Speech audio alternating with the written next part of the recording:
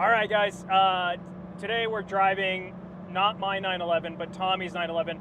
This car is another G body. It's 1978. But the interesting thing about it is it's kind of like what I see as a sister car to my Safari 911. The only real reason is because it's the same generation and almost same color paint. This is in what's technically Cassis red, but it's a lighter Cassis red than mine. Kind of the later generations, as Cassis red developed as a color, it got lighter, it got darker. It almost seems like there's two different shades out there on the market, and this happens to be the lighter one. So anyway, really unique car in its own right. And what makes it also really unique is the body kit it has on it. And honestly, I don't know who did this body kit, but it looks a lot like a roof body styling for the G bodies. I'll throw a picture up here of some of the roof G body cars. Really cool looking car. It's low to the ground, it's stiff, it feels great. It's got that wide body turbo look.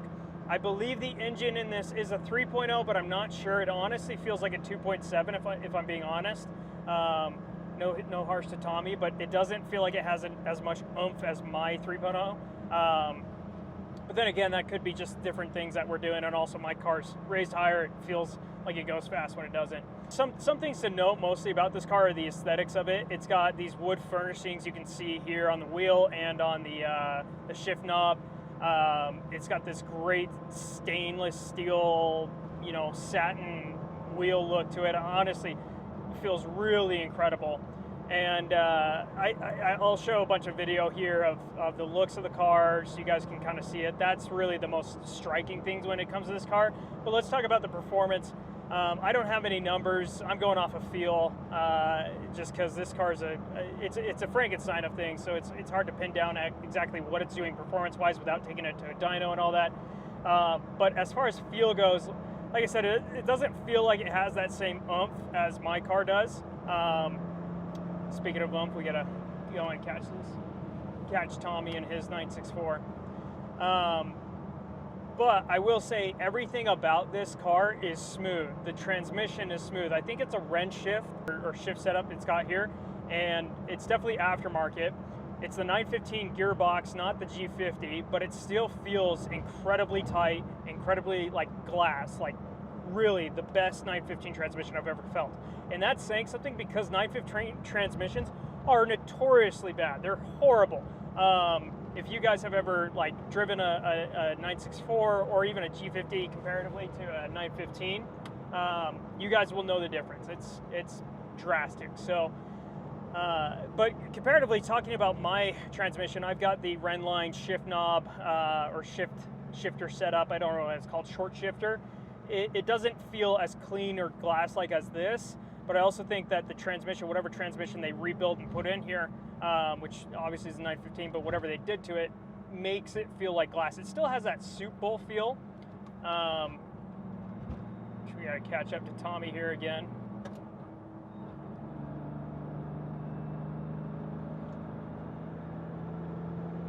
Woo! I love this, man. Feels so good. We got a BMW following us, E30 style cabriolet. It looks really fun. I think it just found us and was like, yeah, we're gonna tag along these guys. Come on, you dirty. Woo. Oh, Thomas. Oh, there's something on the road. So anyway, we're heading into the canyons now, and Brandon's got to adjust brightness. Hey, you adjust it down. All right, you can also do that too, yeah, in the ring. So, as far as feedback goes, it drives like a 911. Everything's 911-esque. And if you guys don't know what that means, it means everyone describes an old 911 like a surgical instrument.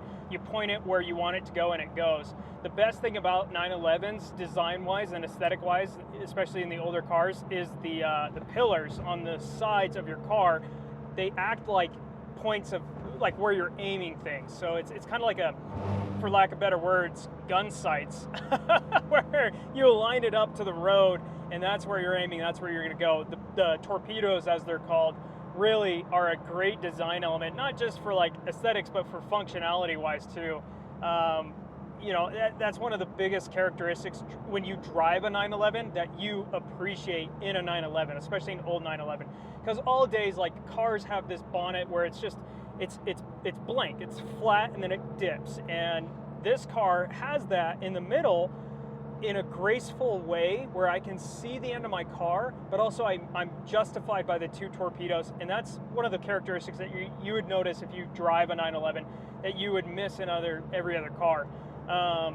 Another note to say about, you know, kind of these older 911s when you're driving them is they may not have a ton of power, but they have a ton of feedback. And by feedback, I mean there's no power steering here. There's no, you know, any really electronics impeding you or aiding you in your driving abilities. There's not even traction control. So you can feel that road, especially helping with the engine in the back, puts a weight in the back. It means that your rear end, your butt, which is where most of your weight's putting your most of your weight on your body is pointing to anyway, naturally. It honestly feels like that engine's an extension of my ass, which is great. You know, it's kind of like butt implants for celebrities.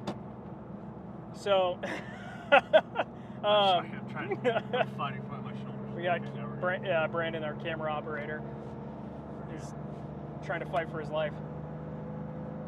Oh my gosh, my shifter is like here. It's a little bit raised. This one's low, so I'm like, keep going, cat pawing this. It's not like I need to downshift or anything right now. I think we're cruising in fifth. So, yeah, what can I say about this car? It feels solid. It feels sweet. Very pleasurable to drive. You know, I'll say this is probably one of the most well-built when it comes to 915 transmission, G-body, early G-body models. This is probably the most well-built in Utah, for sure, at least that I've driven. And it's just an absolute pleasure. So I think we're going to hop into Tommy's in the next episode and kind of talk about how it is to drive, how, you know, get his thoughts on driving the 964 in comparison to a G model. And that'll be a fun episode to talk about just the two different types of cars. Something to note, though, is that the G model, I feel like, is rising in popularity. It is technically an affordable car right now when you look at it. If you're looking at enthusiast cars in the $50,000 range, you can get a good, decent G body for that price. But that's going up, and unfortunately, because of, you know, they don't make anymore. So, in the 964 is kind of a step up above. I would say it's the 911 everyone wants. Therefore, it's double the price of a G body. So, what does double the price actually get you? Well, we're gonna have Tommy talk about that in the next episode. But as far as G bodies go, awesome car. Definitely got to figure out what they've done to this, because it's just a driver's car, man. I hope you guys enjoyed this episode where we're just ranting and talking about driving this.